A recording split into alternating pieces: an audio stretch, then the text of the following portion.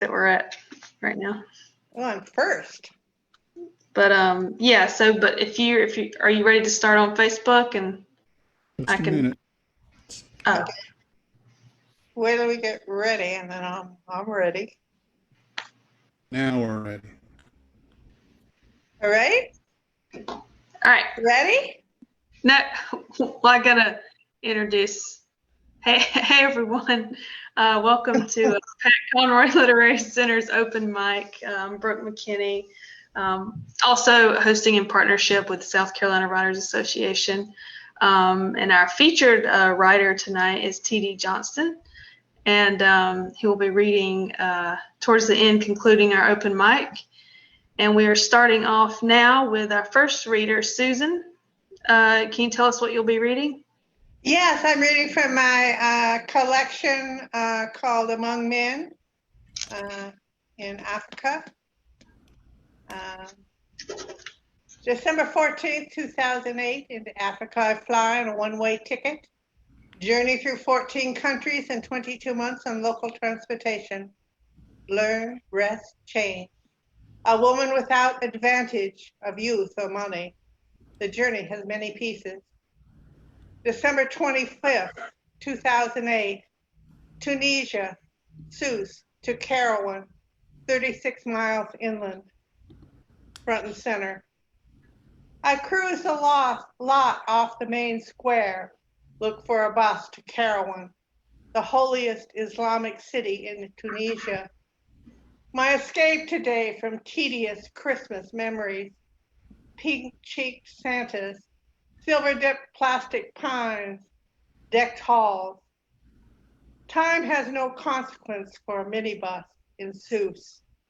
50 idle in the lot.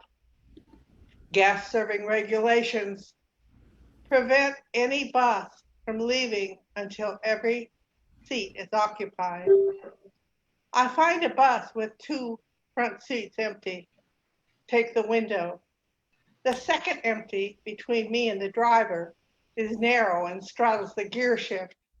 Hardly a seat, I think, but who am I? The driver waits to fill the gear shift seat, hands dug in pockets, legs slack, out his door. Seats behind me are filled with patient travelers, a pair of nodding, veiled women in the second seat. 4 men crowd the third. A dwarfish man opens my side door. His gesture shoos me to move to the gear shift seat. I don't move. His face crumples into a brown paper bag. Again, he shoos. I don't move. The little madman hops up and down, rattles the door frame, belts hysterical Arabic, punches the air. I grit my teeth, hunker down, don't move. Minibus driver starts the engine. Dwarf growls, throws his 90-pound self into the gear shift seat. We pull out of the lot bound for Kairouan.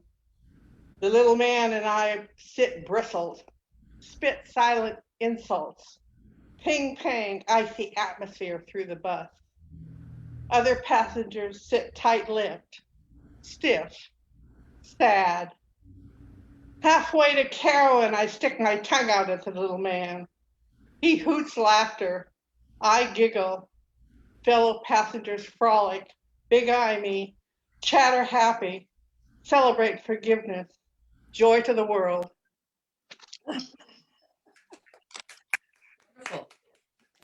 At the end. Great Christmas story. Yeah. Your sketches are wonderful. Really wonderful. Thank you. That was great. Great Thank description. I love the paper bag face. Yeah, it was funny.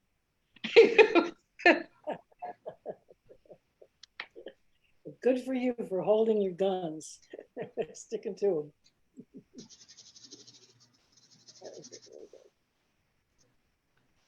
Thank you, Susan. You're welcome. All right, next up we have John. Great. Am I on? I'm on. Can you hear me? Yep. Okay, Yeah. great. Listen, I'm going to let you guys choose. I was going to take a story which I think many of you may have heard, but it's just shameless marketing. It's going to be the lead story in a collection of stories I will have coming out soon. Called The Painting, but I think most of you have heard of that and heard me read it. So I just scribbled one up the other day, which may be in another book that I'm working, which will be a sequel to that silly book about growing up called Not Exactly Rocket Science. So I'm going to choose to do that one. And it's called Numbers.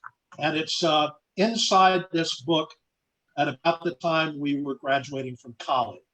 Here it goes. Called Numbers. Some numbers seem to hang on in my memory like those unwanted sticky burrs after a hike through the woods when we were kids.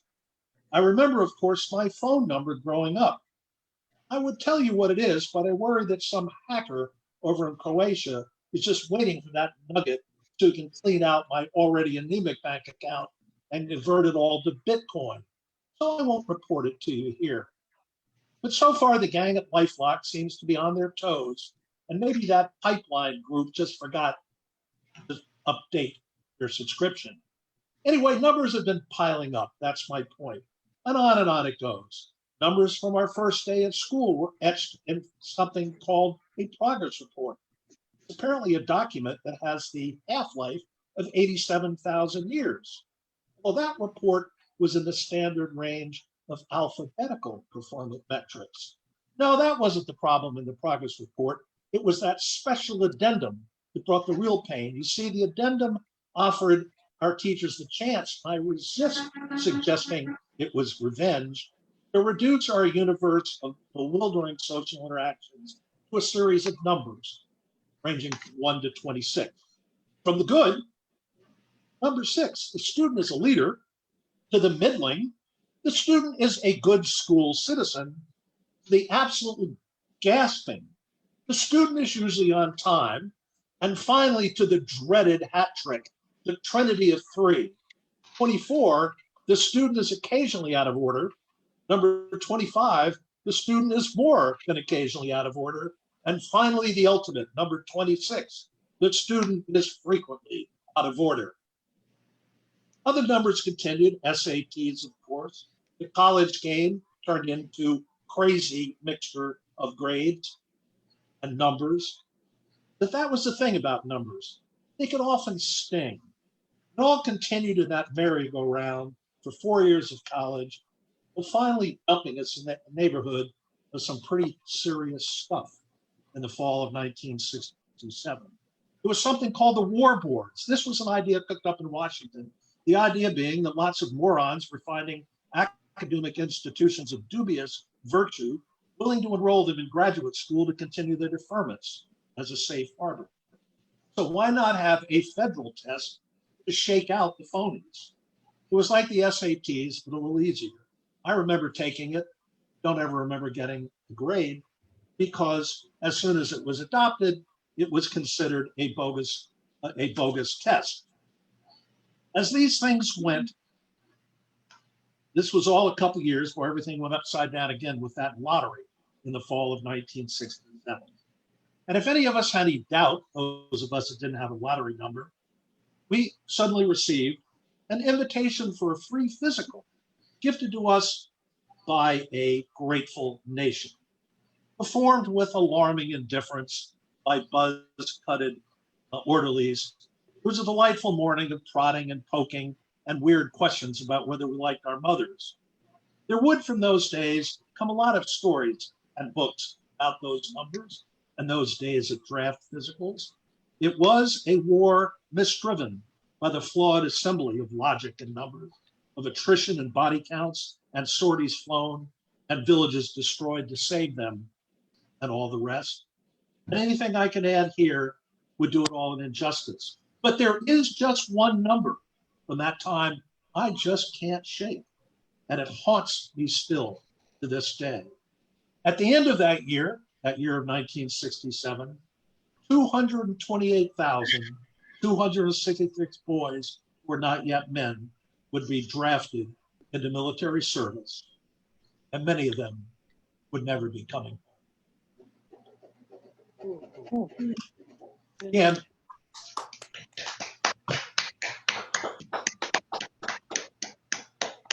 Wow.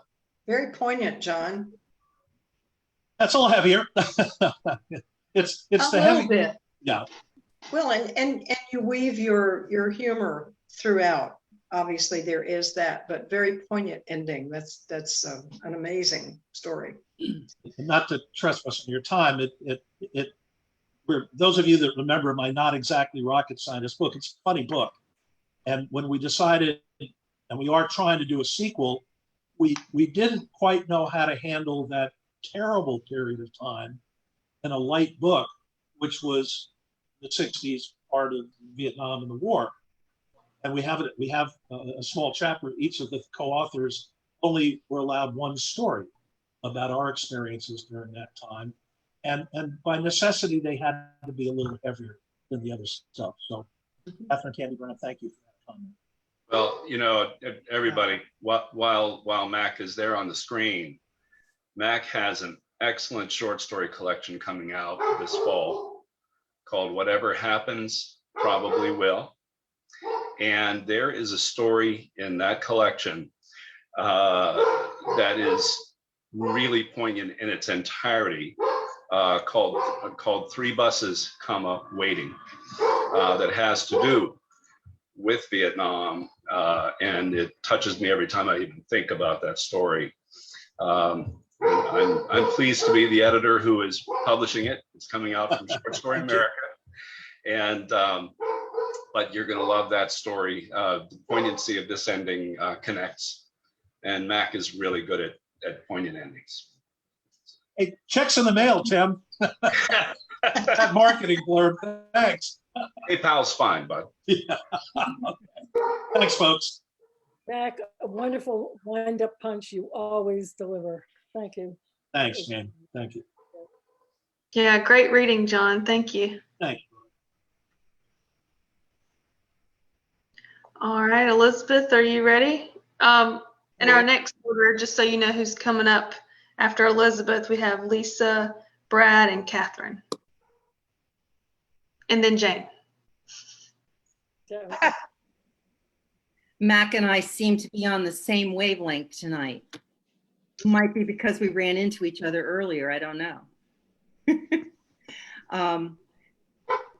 I've been thinking about this person and this poem a good deal for the last few days. As you know, we finally are pulling out of Afghanistan after a couple of decades there. I had a student named Jimmy, who was the class of 1998. He was in a class that was packed with brilliant, very talented kids. I was lucky enough to teach for 3 years in my gifted and talented program. And 1 year he was in my honors English class as a junior. Brilliant writer, so funny. His comedy was amazing, and also terrifying to the English teacher in front of the classroom that he often targeted with his humor. So he and I were often at odds, but I loved that boy. And Jimmy's permanent ambition was to be career Army. He came from an Army family. I taught literally across the street from Fort Monmouth, where his father had worked. And he was in the years that it was super competitive to apply to the military academies, he was accepted because he was one of our top students and he was captain of everything. And, you know, he was one of those. He was also our student council president, among other things. And I am speaking of him in the past tense. He went to West Point. He graduated in 2002. And of course, 9/11 had happened just as he was graduating.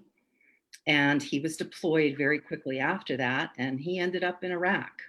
And he was killed on the Baghdad Road in 2005. He was 25 years old. And I think about Jimmy all the time. So this poem touches on the politics of people who go into Iraq on what seemed to have been a series of abject lies, and our national treasures like Jimmy lose their lives for it. So this is the problem with words.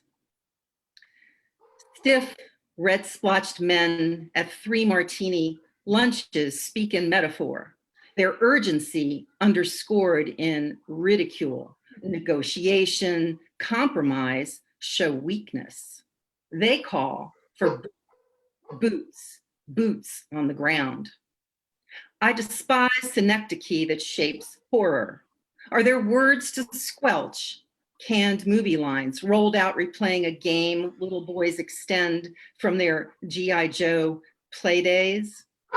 Who wears these boots, sent to some extreme and alien climate, brought to harsh tests packed with rules unwritten or in some alien tongue? Ask for boots on the ground, and betray those thousands we bury or ignore in VA hospitals and mental wards, while hungry tongues lap up war and swallow drones, snipers, bombers, most Christian, market collateral damage in flippant phrases tossed out like candy to greedy warmongers. Call them boots, but don't pretend what we risk is just a little leather and some laces. And these little euphemisms and stomach the truth. We memorialize dead boots, but rarely support the living. Ask them to kill and destroy, send our children, our brothers and sisters, our husbands and wives, to witness atrocity that ruins their psyches, leaves them homeless, in despair, suicidal, in an endless loop of paperwork and pain for boots, and more boots. While those rigid old hawks in polished, wing-tipped Oxfords rake in their cut of the profits, spreading their oily words.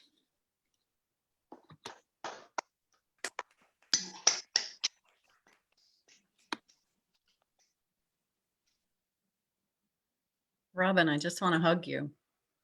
Goodness, that's powerful. Beautiful, Robin. That's amazing. Absolutely amazing, Elizabeth. Yeah, Phew. really powerful. Thank you. Yeah.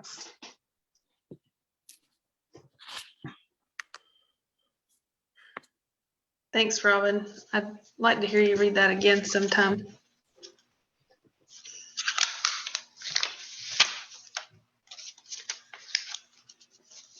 Hey, Robin, is that in an existing collection or a future collection? That's actually in my first book, Silk Purses and Lemonade. It was one of the many griefs that I was working through at the time. Yeah, it's hard to lose kids. I mean, I know he was a man. He was 20, you know, he was like 6'4". He was a big guy, but yeah, he was a kid. Oh yeah, my daughters will be 25 and 7 years. Mm-hmm. No, I can't imagine it. Well, my son was a year younger than Jimmy. My son is now 40. Mm-hmm. It's like, you know, there's a whole life that I taught his wife as well. I taught his sister as well. It's like. Well, and the lives that would have come from that life. Yeah. Yeah. The expression young men fighting old men's wars was very popular during Vietnam. I think it was Walter Lippmann, or one of the columnists, that coined that, but it was very, very poignant for a lot of people. Kind of describes all wars. actually. Yeah. Yeah. Has everybody seen the Charlie Chaplin speech to No. Yeah. to all soldiers in the world? Yeah. Yeah. I probably look that up at least once a year. I mean, what an incredible speech, in character, but not really. I mean, it was. Look it up on YouTube. Charlie Chaplin speech. Yeah. Send it to War. Facebook. If you just say, YouTube, Charlie Chaplin, war, it'll come up. And he'll have a little Hitler mustache. Watch it. He was so brilliant. Brilliant. Yeah. Yeah. Yeah, that was the quote by George McGovern you were talking about. I'm fed up to the ears with old men dreaming of wars for young men to die in. Mm. That was in some documentary I watched a long time ago. But yeah. It was said a whole lot of times. It was called, named that quite a number of times at the time. Mm. All right. Well, Lisa, are you Yes. ready? Yes, thank you. I'm excited to read this. This is rather expository, and it's brought from a quote that I heard from Simon Sinek. The drive for order interrupts the beautiful chaos needed for creativity to thrive. So in listening to that quote, I think about art. And I've got this question: is it possible to visualize that journey of thought to actually creating art? And once I heard that quote, I started working on this piece, and I title it "Head to Heart to Hand: Art Unleashed." Intangible, like wind, love, time, and courage, art begins in darkness, in fantasy. Something ignites, a memory, a feeling, an emotion, a curiosity. Then it sparks sitting quiet in isolation. It's lonely, wanting to be fleshed out. It's ripe for exploration, rich in discovery, longing for something new to experience. An explosive voyage in obscurity begins this visual journey. First, there's quiet hesitancy. Then I look upon it and witness its nuance, its depth, its reason for hiding. I jump, open arms. It's an inquisitive leap, really, fueled by kindness and compassion bundled in faith. Although, if I dig at its roots, maybe pain, suffering, shame, and disgrace fuel its being. I admire it, love it, no matter its origin, no matter its journey. I ask, what is it? From where did it sprout? Is there sound? Is there scent or flavor? What is its purpose? What brought us here together in this particular dimension, and why? I close my mind's eye and inhale, exhale. What feelings bubble up? Joy, madness, love, regret, lust, hopelessness, anger, empathy? Does it enlighten, inspire, repulse, or transfix me? Should I embrace it or resist and run away, never to return? It's magnetic. It beckons, and it's too late now for me to flee. In this moment in time, it wants resurrection, acceleration, and reflection of itself. Artistry echoes, begs for attention, and reverberates when ignored. It taps, tugs, adheres, releases, morphs, and penetrates every cell of my being. It tantalizes my neural network, banging at the walls of consciousness, and won't let go. I cradle it, look upon it naked. It looks back at me from its agonizing slumber. It's a delicate, translucent, weightless sphere of color and light, flashing, pulsing, moving, and morphing. Its orbital layers now eager to flower, to unfurl, combust, and then ultimately wither away into reminiscent dreamscape as its own evolutionary transcendence. But before its ascension, though, I drizzle it with hope to grow its resurrection into reality. Its talon grip tightens into an inescapable creative stronghold, a mental dance with the potential of creation, connection, and elevation. I look more closely, more deeply. Its writhing dark core awaits ultimate revelation. It is not to be transformed, though, ever, only to be seen deep within, understood and intellectualized, embraced unconditionally, bathing infinite corners of my mind, wanting to be birthed, waiting to breathe. Raw, all of them without my tampering, appear words, shapes, colors, textures, sounds, emotions, feelings, bursting, all of them. They each elongate, moan, transform, merge, and penetrate truth born only in confidence. I continue the dramatic conversation carefully, conjuring delicate whispers, connecting thoughts, interlacing a mutual understanding between us. It finally begins to form its purposeful release, its very own why. As if to plow a soft existential path in gentle approach to its resolute exposure, beyond the darkness without hesitancy and vast imagination, penetrating the outer edges of the subconscious. It lives, breathes, ready for its freedom to breach its own dark-powered light. I cradle it in unconditional love and trust, infuse my lifeblood of matter, mass, skin, muscle, bone, sweat, and tears, always tears, joyful tears, sometimes paint, sometimes wood, sometimes ink.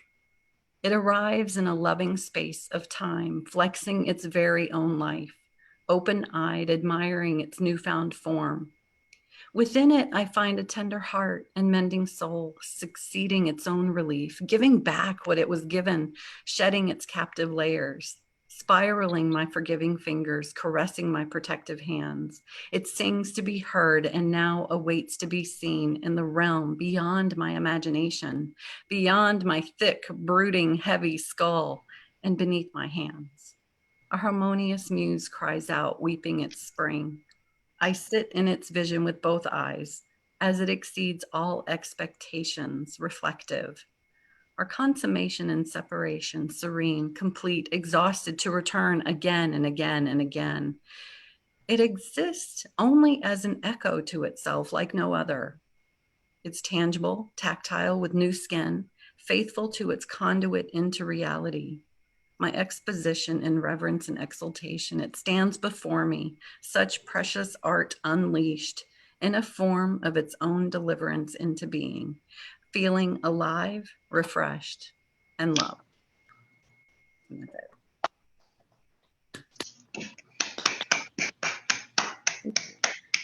Holy moly, Lisa, what was that?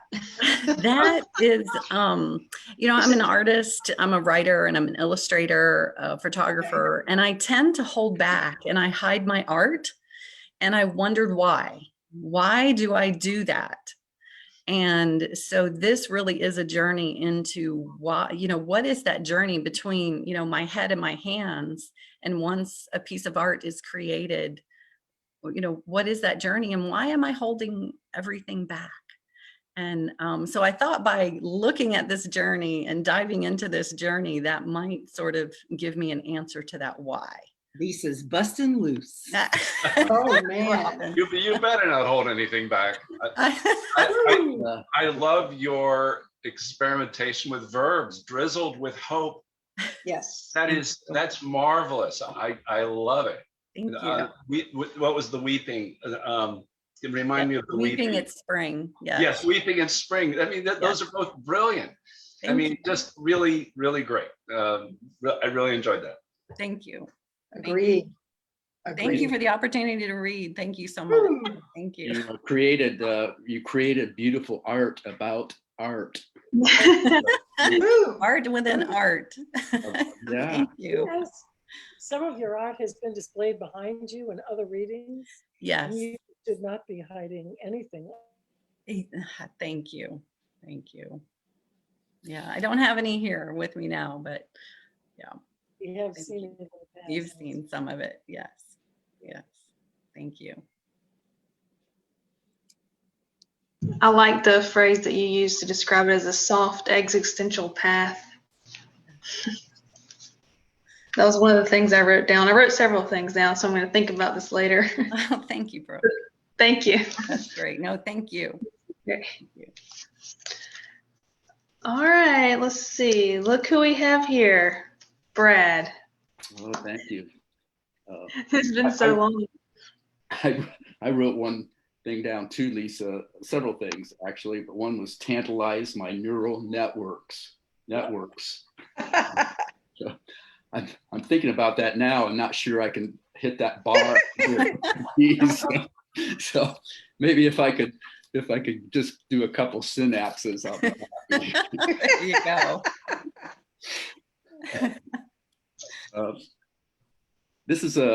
I have a short, I guess it'd be creative nonfiction. Is there such a thing as flash creative nonfiction? I'm not sure. It's just a short story about it. Yes, there is. Okay, I don't know if this qualifies or not. This is about an experience that I had. It's called Re-Inspired. Sorry, Henry David, but I must have reread the same page, if not the same paragraph, 3 or 4 times over 4 or 5 evenings before I gave up. I have to say, you are a bit boring on occasion, but to be fair, I was totally exhausted from my hike. Decades ago, I read Henry David Thoreau's Walden Pond for high school English class. At first, it was like having to eat Brussels sprouts when I was 6. I remember slogging through his complex paragraphs and transcendental wanderings, but I became a bit captivated by his introspection on truth and simplicity, his spiritual quest through immersion in nature and austere living. This memory lit up somehow as I planned for my hike on the Camino de Santiago trail and learned its rich history. Crossing northern Spain for more than 500 miles, the Camino de Santiago trail is an ancient sacred pilgrimage route popular today among hiking enthusiasts and modern day religious sojourners. For my buddy and me, it was going to be a challenging international trekking adventure. There was something romantic and empowering about the idea of hopping on a plane from the US to Spain with nothing more than a backpack. At 63 years old, I felt like a 20-something chucking it all and heading for some unknown trans-European backpacking odyssey. Packing, however, was a formidable battle between a desire to be prepared for anything we might encounter and the need to keep the pack light enough to carry up to 20 miles a day. As this war raged with every packing decision, I reflected on Thoreau's resolve to simplify life and focus on his spiritual rapport with nature. I decided to take and reread Walden Pond on my hike. Maybe it would be inspiration for my own communion with nature or some new insightful introspection. It's amazing how little things can add up. I practiced packing essentials, quote essentials, resulting in an 18-pound pack that seemed reasonable. After including what I thought were several last-minute inconsequential small items, my pack was up to about 23 pounds, not including the 2 liters of water I would carry each day on the hike. When I found out my more experienced buddy's pack was around 12 pounds, I felt like a kid at high school dance with a big zit on my nose. After 5 or 6 days on the El Camino Trail, including a couple of grueling 20-mile hikes through the mountains, I gained a new and distinct definition of what were essentials. There was a poignant lesson about trail economics, the price of pack weight paid in muscle aches, blisters, and exhaustion. I started discarding anything that I could even remotely describe as extra. I started to discard extra raisins, energy bars, and water. The meaning of extra gets redefined on the trail. No more deodorant, mouthwash, or shaving cream. I continued to carry Walden Pond, the book intended to be my spiritual talisman, and I continued my hopeless attempt to stay awake long enough to read past the same page every evening. Finally, with the rationalization that some other hiker would pick up the book and find revelation in Thoreau's wisdom, I left the book at a hostel we had spent the night along with a couple dozen other hikers. I felt lighter the next day, lighter than the loss of the book weight would justify.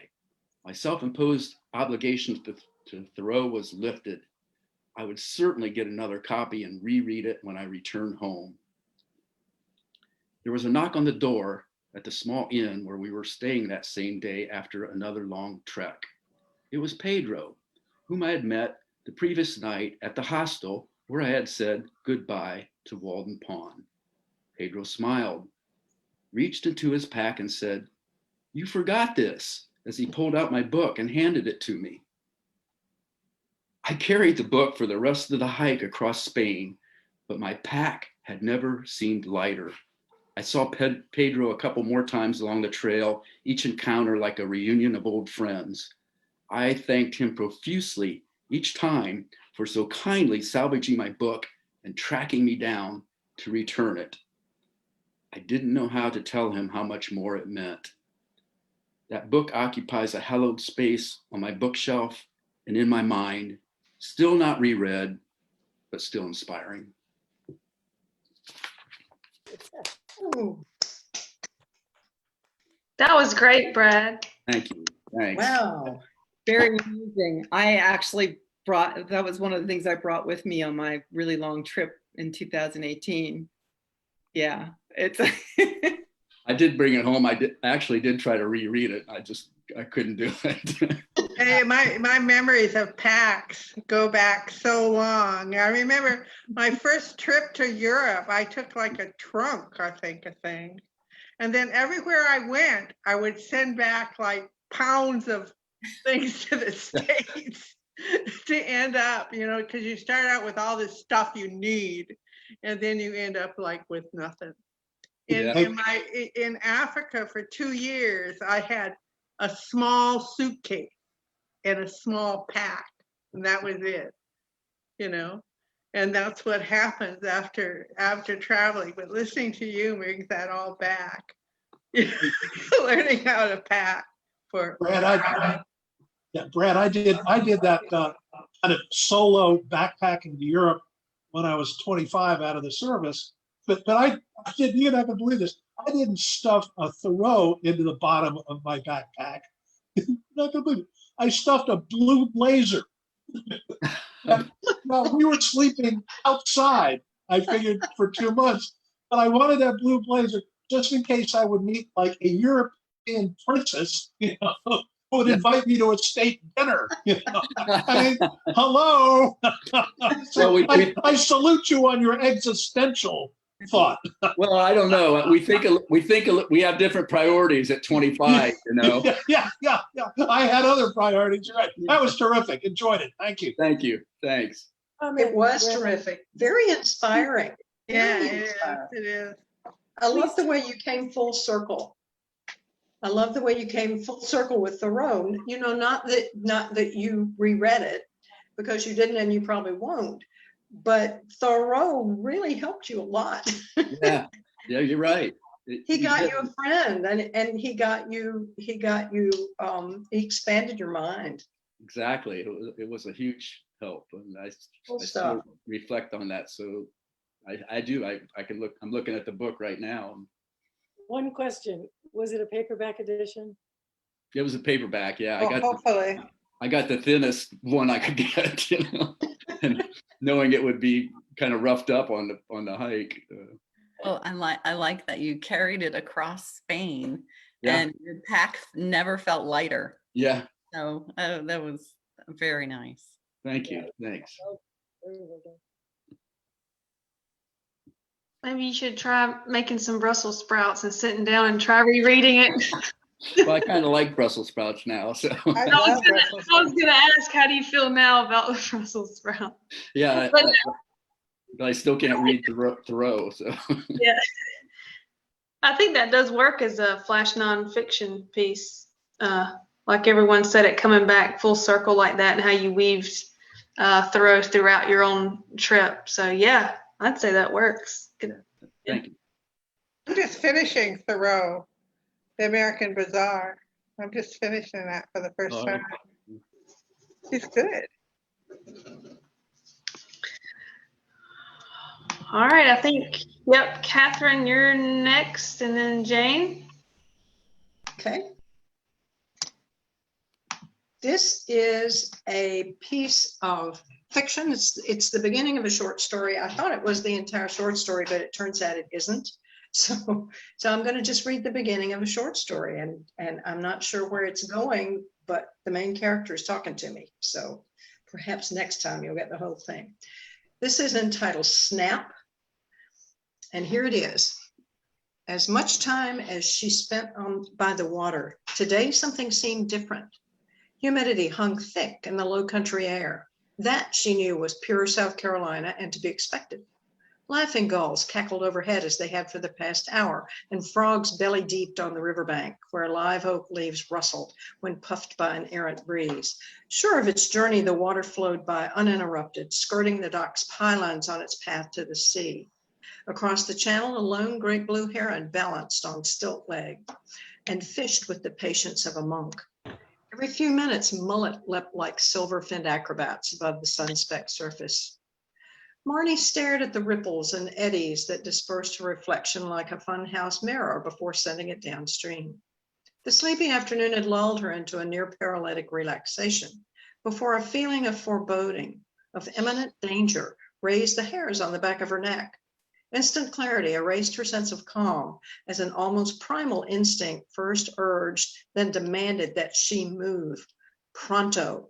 Goosebumps rose on her arms and legs as she jerked her bare foot out of the water and rolled backwards onto the weathered boards of the dock. A second later, an unearthly bellow erupted beneath her amid loud splashes.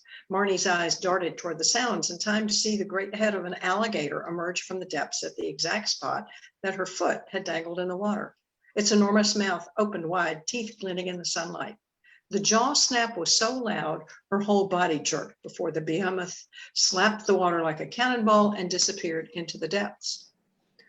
A choir of Carolina wrens went suddenly still. Turtles slid from their stone perches into the black water ripples. Emitting a primeval gawk, the heron took flight. After that, not a sound broke the afternoon hush. Rising to a sitting position, she back crawled away from the dock's edge like a spooked spider before stopping halfway back up the dock, planting her backside firmly, drawing her knees to her chest. Eyes wide, Marnie held her breath, every sense on high alert. All was still as death, she thought. Then why did those words come to me? An image of her grandpa Hunter popped into her mind. Then she remembered. He used to say, still as death, right before a storm. Animals always knew when something odd was about to happen in the natural world. Her grandpa had too. Of course, he'd grown up in a hardscrabble shack in the Ace Basin. When she was in grade school, he taught her its mnemonic, Ashepoo, Combahee, and Edisto rivers, ACE. He'd known everything about its tidal marshes, creeks, bottomland, trees, snakes. As a river guide, he took folks out in pontoon boats, told them about its wildlife, pointed out enormous eagles' nests, high and grown to glory pines, and come fall, flocks of wild turkey. Explained how cypress trees turned the waters the color of strong tea, showed him old rice plantations with wooden irrigation gates and the occasional lone roseate spoonbill lost from its fellows during migration, now trailing a flock of ibis. Involuntary tears filled her eyes. Thoughts of him always washed sadness over her. He'd been gone 2 years, passed during COVID-19. She hadn't been able to see him or comfort him or touch him or really say goodbye. No closure whatsoever. Her grandpa simply disappeared. Marnie still talked to him every day after chores while she hung out at the dock to fish and crab for supper. She still felt his presence here and never wanted to leave. For some reason, that rich aura he'd left behind never filled the cabin. So she'd stay by the river until the afternoon sun hung low over the marsh. She sighed. Oh, Grandpa, why'd you have to leave so soon? The shaking of the dock interrupted her reverie, landed her back in the present. Besides a hurricane or a drunk boater, what on earth could shake a dock? Had the gator slammed into a piling? Grandpa said they didn't usually run into things. She peered over the edge into the now quiet river and saw not a ripple. But a sluey, muddy path had appeared on the bank leading to the dock. A thud behind her jarred the pier again. She spun around on her seat. Facing her, not 15 feet away, was the huge reptile. Walking toward her, staring straight at her, his feet crashing onto the boards with every step. And that's where I'm stopping for now. Ooh. That's scary. Don't leave You, us there. you cannot leave us there. That's I have Jaws. to. Do-da. Come on. Jaws. I hate it when that happens. Don't jump. Great low country. That was story. wonderful. Thank you. It was great, yeah. There'll be You more. You got the I'm next, afraid And to we watch. want more. you Thank got you. the next crawdad sing right there started. That's Oh, I hope so. I can only hope so. That's Thank you all. I appreciate it. frightening. That was beautifully written. Oh my gosh. Thank you. Thank you. Catherine, you have such a great toolbox of beautiful descriptive words for the Low Country. It's just wonderful setup. We all love it here, and it's just beautiful. Thank you. I've landed at home here, and I love every inch of it. Many of us have. Yeah. Yeah, we have. Thank you. I appreciate that, Mac. And I love your titles. You have SWAT, Six, and now Snap. You're right. Maybe I'll do an S collection. S stories collection. Tim, did you pay that cat to sit up there? Is he really there? Oh my God. Yes. Stealth cat. I had no idea he was there until you He's said a that. prop. Oh my gosh, yeah. Are you sneaking in? Are you? Okay. He Well, wants me to write him into one of my new stories. And I've refused. I said he has to earn charactership, but I guess he's really trying. Working on it. He's earned it, Tim. Is he pure black? Is a pure black cat? He is. Well, he has a little bit of a white vest, but that's it. I think it's Poe's spirit right there. Might be. Ah, Well, yeah, I can just tell him you're not a character, but you're my muse now. So you Oh can yeah, become he's a my character. muse. He's a Right. character. That's pretty obvious. Thanks for telling me he was there. Now he's telling me. Yeah, right. Yeah. Yeah. He knows what he's doing. Yeah. Oh, yeah. Read Edgar Allan Poe's The Black Cat. Okay, just Right. go read it now. Although you may not like it all that much, really. It's a So, good one. I think cats are usually called familiars, right? Yeah, they are. yeah. I had 9 of them once. That's all I'm going to say. A lot of land. I had 3/4 acre land and 9 cats. Wandered all over the place. No one just thought cat lady. No one did that. Well, at the time, it was a phase.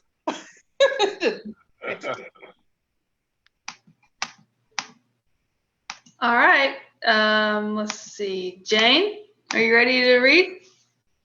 I wasn't going to, but I had a little something at a reading this afternoon. It's just still here on my desk. This is from my Boston book.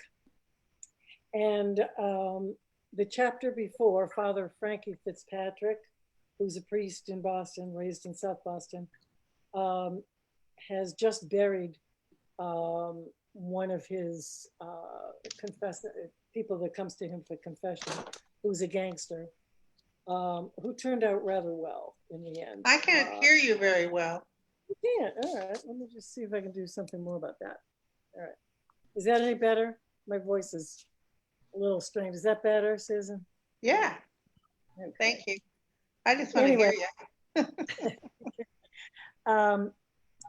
He was in the middle of saying mass after the funeral, and he had a revelation that, not a revelation, but he had a sort of personal moment where he realized that he had to bring some attention to some things that he had noticed going on at one of the parishes he'd served at. So he called up and made an appointment with the chancery. So this is the following week. And this is called Little Rome. Thursday arrived too quickly. Father Frank rose early to say prayers, dressed and groomed himself with care, ate a particularly light breakfast and left the rectory, easing his car out into the mid-morning traffic. Distracted and on automatic pilot, he made his way over the bridge to Boston and swung onto Storrow Drive. He cruised along the Charles River, wishing for the simple distraction of cruise shells skimming the muddy water, or sailboats bobbing in the basin, neither of which would be in sight on an early December day.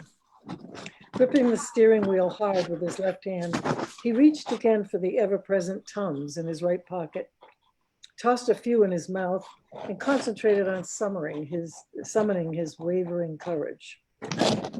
Bishop Albano was the gateway to the cardinal's ear, but every parish priest in Boston knew he was an ironclad gate. Father knew he'd have to present his case succinctly and convincingly. Word was that Albano's appointments lasted no more than 5 minutes before the stunned visiting priest was taken by the elbow, shown to the vestibule, and was staring at a firmly closed door. Father picked up Commonwealth Avenue just past Kenmore Square and followed it out to the Archdiocesan Chancery while he cast about for a compelling opening statement. Arriving in Brighton, he pulled onto Lake Street, freshly awed by the rolling acreage and imposing castle-like structures of the seat of the Catholic Archdiocese. The compound had been called Little Rome by many since its construction in the 1920s. And it was a towering testimony to the growth and power of the immigrant church in this part of America. He reached the imposing Italian Renaissance Revival building first and found a parking spot near its columned main entrance. As he stepped from the car, he stared across the rolling lawn at the gloomier Gothic revival structures of St. John's Seminary. Memories of his idyllic years there cascaded upon him and overwhelmed his dread of the appointment. He recalled how idealistic he'd been, how much his faith had grown in the company of like-minded seminarians, and how deeply he had yearned to serve God and man. Reminded once again of the happiest years of his life, a smile spread slowly across his face. Making the sign of the cross, Father breathed deeply and took the first steps towards the chancery. Father Fitzpatrick to see Bishop Albano, he announced at the reception desk. He was shown to a vestibule on the second floor and handed off to another frocked man seated at an ornate desk outside a heavy wooden door. The young priest, probably a seminarian, he guessed, glanced up expectantly. Father Fitzpatrick? In the flesh, he said, and immediately wished he had been more formal. He was not unaccustomed to the velvet comforts of the church, but the overdone elegance of the chancery was more imposing than most of the sacred venues he frequented. He fought off the awkward feeling of discomfort that its trappings engendered in him, and reminded himself that he was, and had been for some time, a priest of the people. Take a seat. The younger man indicated a bench across the vestibule and pressed a button on the intercom system. Father Frank figured it was a signal to the bishop that his next appointment had arrived.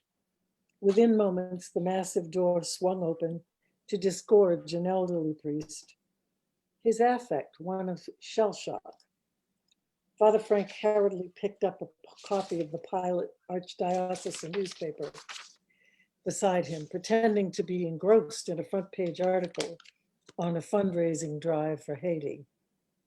More than anything, he did not want to witness the effects of an audience with Bishop Albano. And that's where it is. That's about 3 minutes. So it's about a priest and his confronting of the enormous establishment of the Catholic Church. But that's. Boy, you have, you know, Catholicism. That's for darn sure, Jane. That's, That's Can't, What I don't know, Google will tell me. I can't wait to read the whole thing. Wait, Looking forward to it. Oh, Jane, I'm always struck by, and I love that, the vision of kind of the velvety comfort, versus the priest of the people. That was really beautifully set up. And it's not just a book about, it's a great book you're writing about Boston. I didn't Great pay book. him. I really didn't. Thank you. Thank you. But he's going to be the singular character that sort of, he's Yeah. going to be, he's the linchpin of the story. Yeah. Fabulous. Well, I want everybody to know that I've had the good fortune of reading the draft manuscript of Jayne's debut collection of short stories. And I'm just telling you, it's called All the Right Seasons, and it is a beauty. So jot it down in your legal pad or in your notes on your phone to get that book when it eventually comes out, because it's quality. Yeah, well, thank you. Thank you. Thank you. Thank you. And I had the joy of having you as an editor. Thank you. And teacher.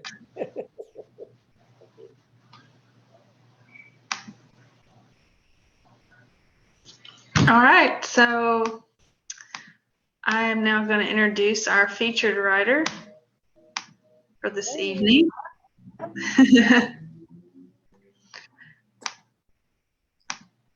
All right, our featured writer this evening is T.D. Johnston, who won the 2017 International Book Award for Best Short Fiction for his debut collection, Friday Afternoon and Other Stories. His short fiction has appeared in numerous magazines and literary journals. His second collection, Weeding for Eisenhower, is due out in September. The editor of the Short Story America Anthology series of contemporary short stories, he lives in Jacksonville, Florida, and Beaufort, South Carolina, with his wife, Stacey, daughters Brooke and Taylor, and his son, Nick. So you all help me welcome T.D. Johnston. Thank you so much, Brooke. Thank you, Brooke. We didn't get the dog's name and the cat's name in the bio. The cat's name is Jack, although it's not original for me to always have called him Cat in his 4 years. It's not really from Breakfast at Tiffany's, but I'm embarrassed when my kids, I was embarrassed when my kids saw Breakfast at Tiffany's and said, "Oh, somebody else calls their cat Cat." Audrey Hepburn and I call their cat Cat. Okay, so anyway, I just have never seen him as Jack, and so I've always called him Cat, and we are great pals. When I watch a movie at night, he's on my lap, and not on my wife's. He's on his wife's lap, my wife's lap, when she's in a Zoom meeting in our now shared office. This used to be my office here in the house, but the coronavirus brought my wife's executive position at the hospital here in Jacksonville into my office, and the cat makes his preference known during the day. But at night it's me. So I'm proud to say that as a lifelong dog person, this cat likes me and I like him. So as you could see a little while ago, but he's moved on. I'm going to read from my new collection, Weeding for Eisenhower. If anyone's curious about it, it's coming out in the fall in soft cover in stores and Amazon and all of that. But the hardcover is only available signed. And the only way to get that signed when you order is actually to go to my website or the Short Story America website. My website is tdjohnston.com if you're interested in the hardcover and want it signed. Then wander over there. I've finished shipping all the pre-orders, and so now it's just in regular order for the hardcover, but that will not be on Amazon. That will not be in stores. That will be the soft cover starting on September 15th is the pub date for that. Okay, so I'm going to read. I'm a big believer in Well, I'm a big believer in short stories because you can read them entirely in one sitting. And so when I give a reading, whether it's in a store or with a book club or homeowners association or whatever, and now on Zoom, I try only to do it when I can read the entire story. And so, so that eliminates the possibility of reading 15 out of the 18 stories in Waiting for Eisenhower, but 3 of them are flash stories under 1,000 words. And so I'm going to read you a story that was first published about 2 years ago by Y'all magazine, a Southern magazine, as you may know from the title, called The Glad Promise. So here we go. She never looked at the camera. That much he remembered. On the morning of his 40th birthday, Crafton Kelly kept the promise he'd made 20 years ago. If Sandy wasn't married when she and Crafton were both 40, he would go to her. She had turned her page of the calendar 2 months ago. Now Crafton had arrived as well. She would be glad. As he reviewed the photos on her Facebook page, Crafton marveled again at how young she still looked. Her full, kissable mouth remained both, so much so that he wanted to kiss the screen of his iPhone. He saw no evidence of crow's feet. The laugh lines forming rounded V's on her cheeks were beckoning assets. But the eyes, they still never looked at the camera. On some photos, like the ones with old friends from college, all of them except Sandy grinning at the viewer while hemming it up at their 15th reunion 3 years ago, she matched their laughter. But her eyes gazed off into the distance, taking her somewhere else. The eyes were looking for him, waiting for him, longing for Crafton Kelly to turn 40 and keep his promise. Crafton was nothing if not a man of his word. She would be glad. Facebook said she lived in Chattanooga. Sandra Triplett McKay. Worked at Wellington Ford, it said. Crafton wondered again why Facebook always said worked for present tense employment, but didn't dwell on the question. He needed to finish packing. The drive from Atlanta to Chattanooga would take 2 hours. Rush hour heading north on 75 on a Friday afternoon always added 30 minutes nowadays, especially when leaving from Marietta. Her ruminations on Lost last year, posted to Facebook, had been painful for Crafton to read. Maybe she wanted to honor the dead by pretending to grieve. Don McKay had been a jackass throughout college. Leopards don't change their spots. Crafton had said this to himself often over the past 18 years. Well, 17 actually. That's how long it took for Sandy to be single again. 17 years of living with a jackass. No wonder she never looked at the camera. She'd been looking for him. As he finished packing his black leather duffel bag, Crafton again admired her patience. Like Crafton, she'd known that 40 would one day arrive in all its exuberant joy. Don McKay's accident had merely released more sunshine through the approaching doorway to the resumption of happiness. And there were no children on her Facebook page.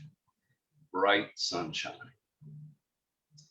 Crafton slowly and silently zipped up the duffel bag, advanced from the master bedroom to the kitchen, and withdrew a cold bottle of water from the refrigerator's interior door. He needed to stay hydrated in case he and Sandy enjoyed a long afternoon in her bed. He almost unscrewed the bottle top, but remembered patience. He would sip at it as he maneuvered the Jag up 75. By the time he approached the Tennessee border, he'd be ready for a drive-through lunch and a Diet Coke. Or a Diet Mountain Dew if he decided to hit the Taco Bell he found the last time he'd driven up to see where Sandy and Dawn lived.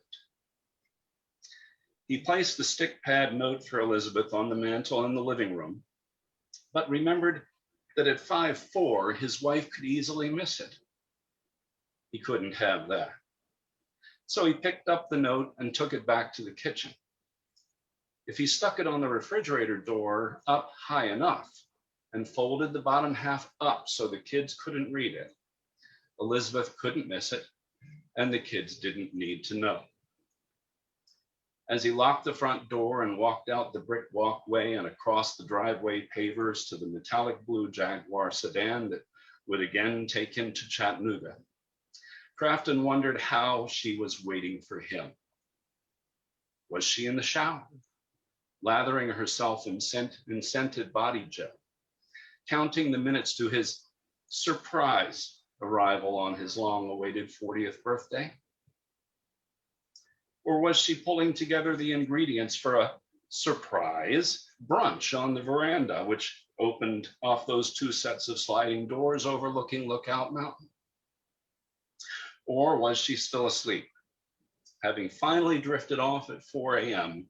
after hours of eager reminiscence of the months together before Don McKay? He needed to concentrate. He opened the driver door, descended into the tan leather driver's seat, carefully placed the duffel bag in the passenger seat, put the water bottle in the cup holder, and gently pulled the door shut. Elizabeth and the kids could wake up at any minute. No need to help with that now. He started the engine, and seconds later, he was on his way down the curved drive to Felton Parkway, entering the street while plugging Sandy's address into the GPS. Not that he needed the directions, but it was always nice to have an ETA. Elizabeth and the kids would miss him, of course. He had even brushed little Billy's teeth last night, giving his son one last close moment with his dad. Billy would cherish it one day. There was comfort in that knowledge. A minute later, the Jaguar passed the BP at the right corner before the entrance ramp to 75 North. On the ramp, he pressed the gas. He hadn't brushed Emily's teeth because she was 6 now and very independent. Crafton was sad about that. But at the same time, it was good to know she didn't need her dad. He reached 80 on the speedometer before finishing his merge. He set the cruise control for 81 and reached for the water bottle, using his left thigh to control the wheel while twisting the two-fold container carefully, gently, with both hands to avoid spilling water on his lap. It might not dry before his arrival at Sandy's, and that would absolutely not do. 20 minutes later, as he passed Lake Allatoona, he barely remembered to take the north exit for a quick stop at the lake. At the end of the exit ramp, he turned left and drove the 300 yards to the parking lot for the public boat ramp. There was only one other vehicle, a red Dodge Ram pickup. It was empty. Someone was out enjoying their boat. Crafton stepped out of the Jaguar, cell phone in hand, and walked toward the dock that ran parallel to the boat rail. As he strolled, he turned off his phone. He stepped onto the dock, advanced to its end, and lobbed the phone underhanded like a softball, as far out over the water as he could. It landed flat with a smack, and then disappeared into the murky depths of the clay-misted water. Returning to the Jag, Crafton knew he would miss being able to look at Sandy's pictures, Billy's and Emily's too. But that was what new phones were for. Goodbye, T-Mobile. Hello, Verizon. Goodbye, Facebook. After all, he would have Sandy's password anyway and wouldn't need to look at her pictures anymore. No need for a billboard saying, Crafton Kelly is here. He wasn't there. He was 40 now. He had a promise to keep and new pictures to take. Ooh. It's so creepy. It blows me away every time, Tim. Ah, how do you do that? How do you do? That's not fair, man. Yeah, what happened? Oh, yeah. Only the shadow knows. Oh, the shadow knows. Yeah, Sometimes nobody was smiling during that. Everybody was like frowning at this, this apple. Intense- intensely. Excuse me. sometimes we think of the people we are not and imagine, what if we were, and that kind of story, that's where that kind of comes from. They do it Wow. so well. In the beginning, it seems so normal, such a prosaic scene, and then it unfolds and unfolds, and it gets creepier and scarier and more insane. Just it's ominous little cookies and hints. Yeah. I remember giving the first draft of reading on the phone to MacIlroy. I like to have a sort of a first audience after a first draft.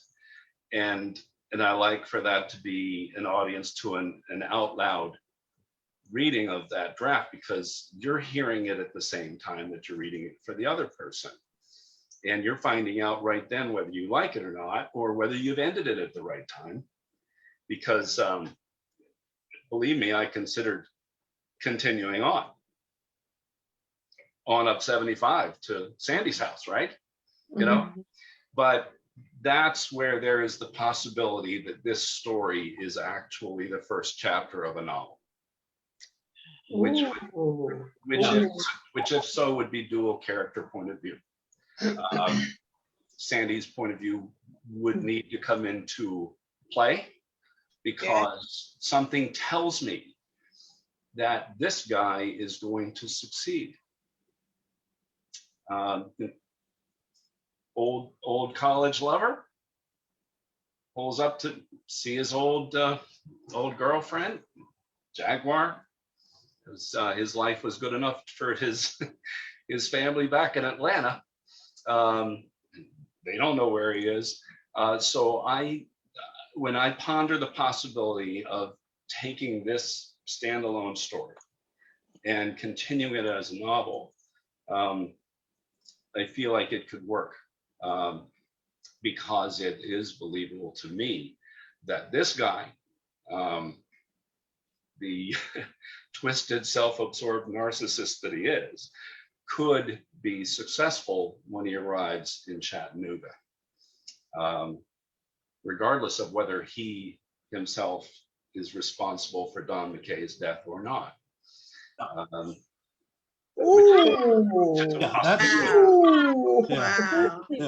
No, but he's already cased their house. He knows where the sliding glass doors are and what they look into. He's obviously been there. You've set that up beautifully. And Don's not there anymore, so he hasn't been there in a year. So I'm playing with the idea of taking the standalone story and saying, okay, you can keep going north on 75 and see where it goes. I'm thinking about it. Do you know, as it stands, it's pure Twilight Zone. Yeah, it is. As it stands. Well, make sure the second chapter is short enough that you could read it here, okay? I promise I would. Yeah. I love it. North on 75 would be an interesting title. And Tim, as you and I have talked, and you've talked with others around, is the comparison to Twilight Zone, the pacing and the punching is not coincidental. I know you love the writing, and I do. It just haunts so much of the Twilight Zone stuff. And so I don't know who just mentioned the Twilight Zone, but that's no surprise when you read most of the other stories in Waiting for Eisenhower or Friday afternoon. I mean, that's part of your, in my opinion, at least, what I like about, so much like about your writing, and kind of the signature in your craft. Well, I've ever since I was a kid, I've really admired Rod Serling and the Twilight Zone. Yeah. Because those were standalone, non-episodic short stories for the screen. And almost always they had something to say. And he figured it out. And how can I work with short story writers, including himself, to put short stories on the television screen that could actually impact people, have that singular effect that good short stories have on readers, and put it on TV. I think he knew that over time, there were going to be far fewer people reading short stories. I think he knew it. And there are far fewer people reading short stories. So my work only buys a better brand of peanut butter for our household. And my wife's work pays the mortgage. And that's just the way it is now. There are poets in this room, and I think you know what I'm talking about too. Glad you're not a poet. And but it doesn't mean that the ones who do it should stop doing it just because they can't get rich doing it. But Mac is right. I've always admired the Twilight Zone. I've always admired Serling for that great singular effect, single sitting production that's hard to find now. Could you talk about the eyes, that whole piece early in the story with looking at the photograph? How did that come about that became the hook? That's an interesting question. You being a poet and a great poet at that, you would zero in on repetition. And I do repeat eyes in the story. Part of that is the focus that he has on her eyes, and whatever pictures he's a smart guy. He picks up on things. She doesn't look at the camera when other people do. And he prefers to extrapolate that into something that feeds his own narcissism, his own fantasies. She's thinking about me. Her eyes say that she's thinking about me, and I'm not there, and she's looking for me. And that's why I did the repetition with eyes. The suggestion that he perceives that she's looking for him, she's waiting for him. She wants to find him or wants him to find her, and he decides, and you can perceive that he decided a long time ago that this little thing they talked about, we'll get together when we're 40, that's even a Seinfeldian thing that I think Elaine and Kramer talked about that. If we're not married at 2010, we'll get married. But this is the kind of guy who is willing to upend a perfectly good life. I can even imagine that his own children think that he's a good father. I can imagine that they do, that he has fooled them into thinking that he really loves them. And you can't read this story and come to the conclusion that he really loves them. As an author and creating a third person narrator who's presenting this guy, there is in him the ability to make other people think that they matter to him. And maybe eyes are a part of that. Maybe his own eyes are a part of that. If he's that aware of other people's eyes, he may be aware of what his own eyes can do to make other people think certain things that he wants them to think. So when he throws that phone into the lake and ends his previous life, it's what he's doing when he throws that phone into the lake. He also has money. So does that duffel bag have a lot of money in it? There's a good chance that it does, that he's cleaned out accounts, cashed them in, and he's going to go up here and start this new life as Lord knows who. except to this woman that he's reuniting with. And so it's a good question, Elizabeth. You know, sometimes when you write a draft of a story, and it may be the case with poetry too, I don't write poetry, that when you do that and something comes to you, in this case, to repeat, you might not necessarily know what's telling you to do that right then. And you circle back around and say, oh, I think I know I did that, so I'll keep it. And Yeah. Go ahead. No, there's something that's really interesting. A really interesting line was, you were talking about the daughter, and you said you were kind of disappointed that she didn't depend on you anymore. You mean sad, you mean? Yeah, he was sad that she no longer depended on him. Right. And I thought that was such a telling line there. That's what he's sad about. Yeah. That's what he's sad about. Yeah. You don't depend on me. Yeah. And how that could be carried into a whole he wants that thing. He wants that, but he wants to end those things when he wants to end those things, when on his terms. But he's still sad that he doesn't get that. He doesn't get to have more.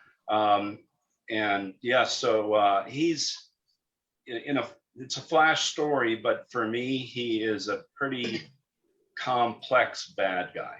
Mm-hmm. I mean, he's obviously got something wrong with him, and yet there is a lot in him that is able to be successful, maybe in everything he tries to do except hang on to Sandy in college. And then that becomes an obsession for him. And how you start with the eyes, and then there's this whole, I don't know, it fits with the assumptions that we often make. Like, we in our heads will figure out a whole scenario of what is really going on, and he latches onto that one memory and those photographs, and he's going with it, and your reader is going, what? Are you crazy? You're giving up all of this. Completely nuts. Well, think about it. We wake up from our dreams. Okay, I mean, it's possible this guy wants to leave. He wants to reunite with an old flame. It's possible that he would have a dream where he leaves, even this way, until he throws the phone in the lake.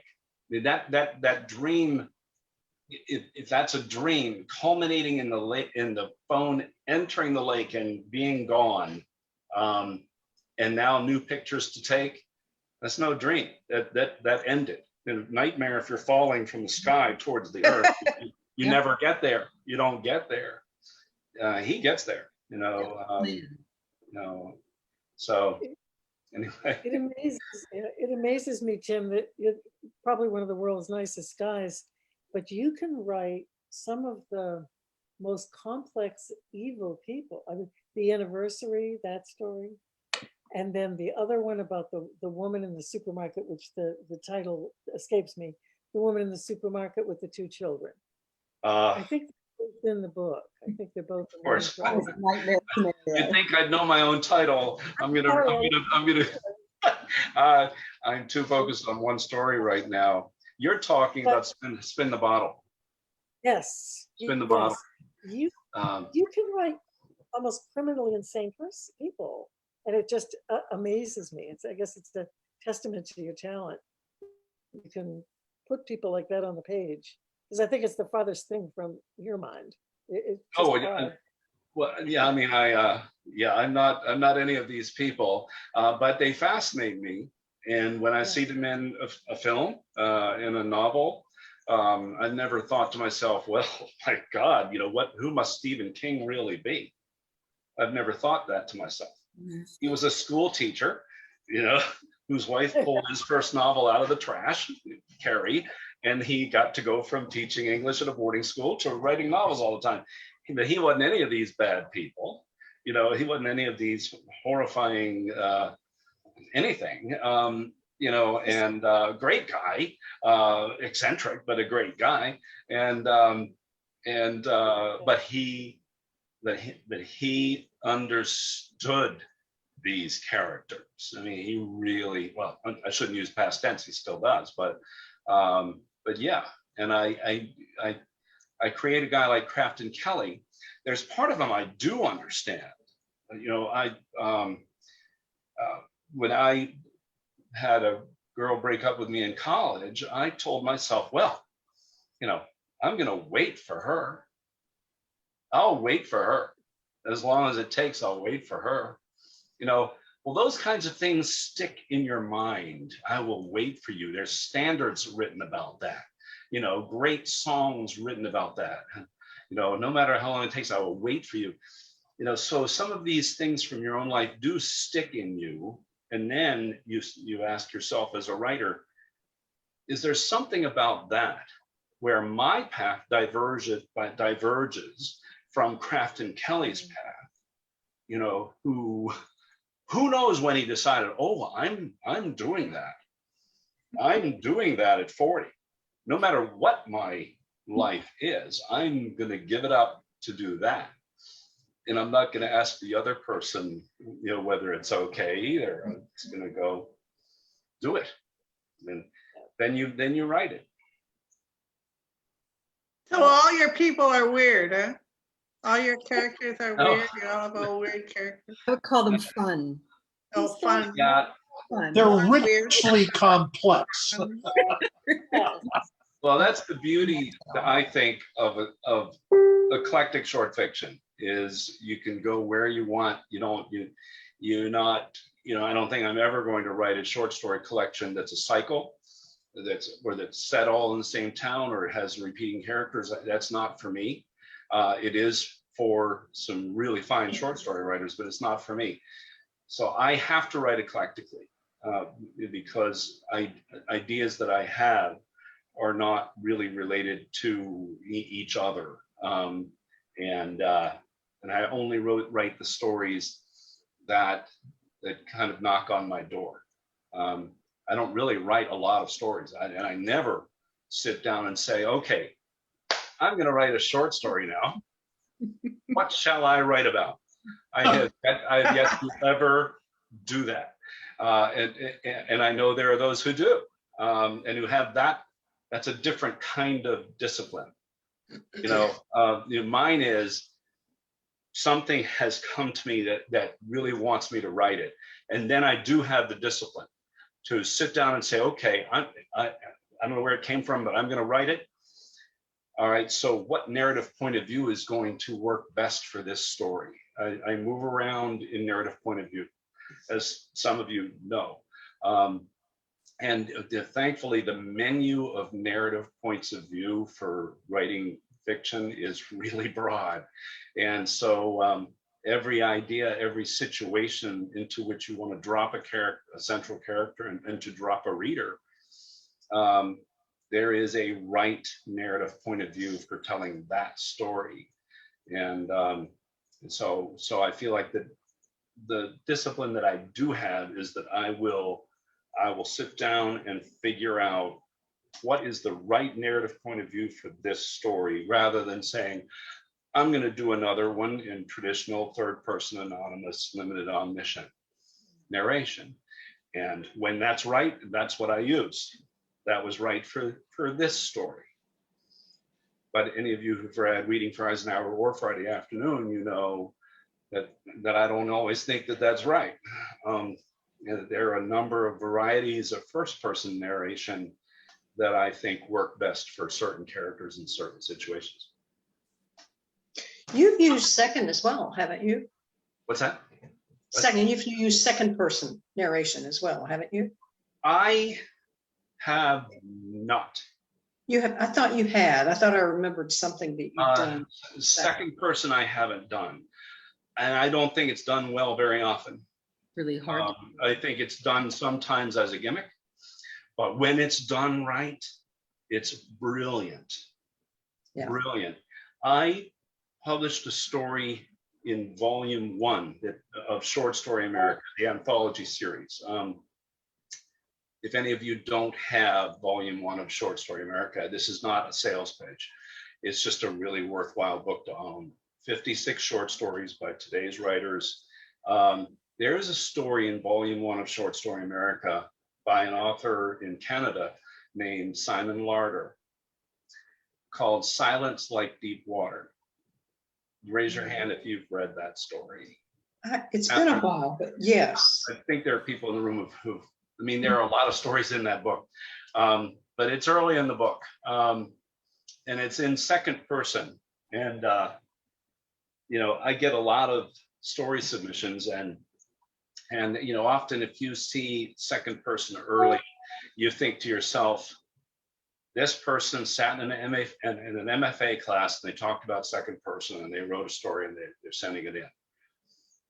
And a lot of times people choose second person just to be cute, and really, seriously, that wasn't the right call.